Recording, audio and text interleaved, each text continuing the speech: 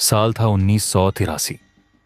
समुद्र के बीचों बीच एक नाव से कुछ समुद्री गोताखोर अरेबियन सी में छलांग लगा रहे थे।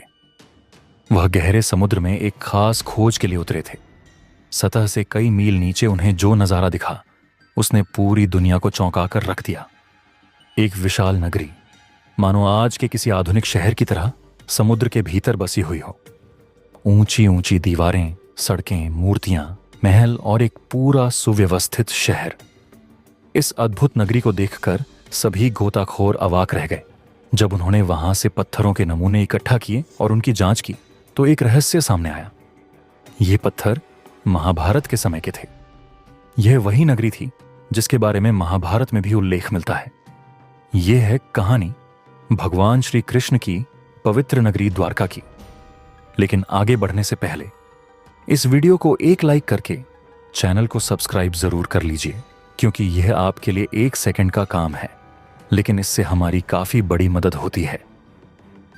दोस्तों, श्री कृष्ण का साम्राज्य सिर्फ इस धरती पर ही नहीं बल्कि हर मनुष्य के दिल में भी है। लेकिन आज हम आपको एक अदृश्य साम्राज्य के दर्शन कराने जा रहे हैं, जो धरती की सतह पर नहीं बल्कि समुद्र की गहराइयों में छिपा हुआ है। यह वही स्थान है जहां कभी श्री कृष्ण ने अपनी सत्ता की नींव रखी थी, जहां का हर कण उनकी लीलाओं का साक्षी रहा है। आज वहां केवल समुद्र की लहरों का शोर सुनाई देता है।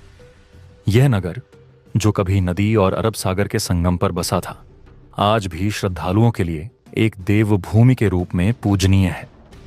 विष्णु जी के 4 धामों में से एक द्वारका गुजरात के जामनगर जिले में अरब सागर के किनारे बसा एक छोटा सा शहर है, जहां लाखों कृष्ण भक्त दूर दूर से भगवान की एक झलक पाने के लिए आते हैं। भागवत पुराण के 10वें सत्र के अनुसार कंस का वध करने के बाद श्री कृष्ण यादव वंश के साथ मथुरा में बस गए। लेकिन कंस की मृत्यु से क्रोधित उसके ससुर जरासंध ने मथुरा पर 18 बार हमला किया।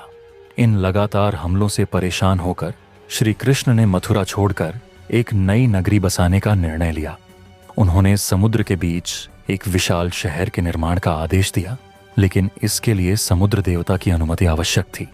तब श्री कृष्ण ने समुद्र देवता की आराधना की, जिससे प्रसन्न होकर समुद्र देव ने उन्हें 12 योजन भूमि प्रदान की। इसी धरती पर भगवान विश्वकर्मा ने द्वारका का निर्माण किया। द्वारका एक अत्याधुनिक नगरी थी, जिसकी योजना और वास्तुकला आज की शहरी संरचनाओं को भी पीछे छोड़ देती है। सड़कों से लेकर सोने के महलों तक बड़े दरवाजों, बगीचों और तालाबों को अत्यंत सुंदर ढंग से निर्मित किया गया था। इस नगरी के केंद्र में श्री कृष्ण का महल था, जो सबसे आकर्षक और भव्य इमारत थी। जब द्वारका का निर्माण पूरा हो गया, तब श्री कृष्ण ने अपनी योगमाया से पूरे यादव वंश को मथुरा से द्वारका ले आए। इसके बाद उन्होंने मथुरा जाकर जरासंध और कालयवन से युद्ध किया और विजय प्राप्त करने के बाद द्वारका लौटकर अपने परिवार के साथ सुख समृद्धि में जीवन व्यतीत करने लगे। द्वारका नगरी के डूबने को लेकर कई कहानियां और मिथक प्रचलित हैं। महाभारत के अनुसार श्री कृष्ण ने महाभारत के युद्ध में पांडवों का साथ दिया, जिससे कौरवों की हार हुई। परंतु कौरवों की इस हार से दुखी गांधारी ने क्रोध में श्री कृष्ण को श्राप दे दिया कि जैसे कौरवों का वंश नष्ट हुआ, वैसे ही यदुवंश भी समाप्त हो जाएगा। इसके बाद द्वारका में हालात बिगड़ने लगे और धीरे धीरे सभी यदुवंशी आपस में लड़ कर मारे गए। जब सभी यदुवंशी समाप्त हो गए तो बलराम ने भी शरीर त्याग दिया। बलराम के जाने के बाद श्री कृष्ण अत्यंत दुखी हो गए और वन में अकेले विचरण करने लगे। एक दिन वे एक पेड़ की छांव में बैठकर धारी के श्राप के बारे में सोचने लगे। उसी समय जरा नामक एक शिकारी ने दूर से श्री कृष्ण के पैर के अंगूठे को हिरण का मुख समझकर तीर चला दिया। जब वह शिकारी अपने शिकार के पास पहुंचा तो उसने श्री कृष्ण को पहचान लिया और उनसे क्षमा मांगने लगा। श्री कृष्ण ने उसे अभयदान देकर शांत भाव से देह त्याग दी। श्री कृष्ण की मृत्यु का समाचार जब अर्जुन तक पहुंचा तो वे अत्यंत शोकाकुल हो गए। अर्जुन द्वारका पहुंचे और वासुदेव जी से नगर के शेष बचे लोगों को हस्तिनापुर चलने की तैयारी करने को कहा। इसके बाद अर्जुन ने प्रभास क्षेत्र में जाकर सभी यदुवंशियों का अंतिम संस्कार किया। अगले दिन वासुदेव जी ने भी प्राण त्याग दिए और उनका भी अंतिम संस्कार किया गया। अर्जुन ने द्वारका से शेष बचे स्त्रियों और बच्चों को लेकर नगर छोड़ दिया। जैसे ही वे लोग द्वारका से निकले, नगरी और उसका राजमहल समुद्र में समा गए।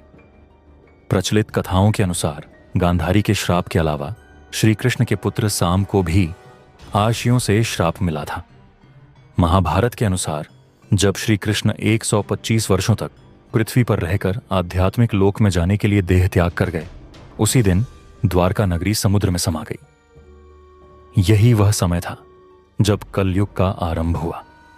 समुद्र के देवता ने एक बार फिर से उस भूमि को वापस ले लिया और द्वारका को डुबो दिया। द्वारका आज भी एक रहस्यमय नगरी बनी हुई है, लेकिन वर्तमान में इसके समुद्र में छिपे अवशेषों की खोज की जा रही है। आइए जानते हैं कि इस पर हमारे पुरातत्वविद क्या कहते हैं। महाभारत के अनुसार प्राचीन द्वारका समुद्र में डूब गई थी और इस कारण यह आज एक महत्वपूर्ण पुरातात्विक स्थल के रूप में उभर रही है। सबसे पहले द्वारका के समुद्री अवशेषों पर ध्यान भारतीय वायुसेना के पायलटों का गया जब वे समुद्र के ऊपर से उड़ान भर रहे थे। इसके बाद 1970 में जामनगर के गजेटियर में इसका उल्लेख किया गया। इससे पहले कई लोग मानते थे कि द्वारका एक काल्पनिक नगरी है और काल्पनिक कहानियों का कोई ऐतिहासिक आधार नहीं होता। 1979 में डॉक्टर S.R. राव और उनकी टीम ने इस खोज की शुरुआत की। उन्हें महाभारत की तिथि और इसके ऐतिहासिक प्रमाणों के संदर्भ में उभर रहे विवादों ने द्वारका के अनिश्चित उत्खनन के लिए प्रेरित किया। खोज के दौरान समुद्र की गहराइयों में द्वारका के महत्वपूर्ण अवशेष मिले, जिनमें 560 मीटर लंबी दीवार भी थी, जो महाभारत में वर्णित द्वारका की दीवार से मेल खाती है। जैसे जैसे हम आगे बढ़ते हैं, हमें यह याद रखना चाहिए कि प्राचीन सभ्यताएं और उनके अवशेष हमें सिर्फ हमारी संस्कृति का अंश नहीं, बल्कि उस समय की महानता और बौद्धिकता की झलक भी देते हैं। अगर आपको यह वीडियो पसंद आया हो तो इसे लाइक और शेयर करें और हमें कमेंट में बताएं कि आप और किस विषय पर जानकारी चाहते हैं। ऐसी ही अनसुनी, अनकही और अनदेखी कहानियों के लिए हमारे चैनल को सब्सक्राइब करें।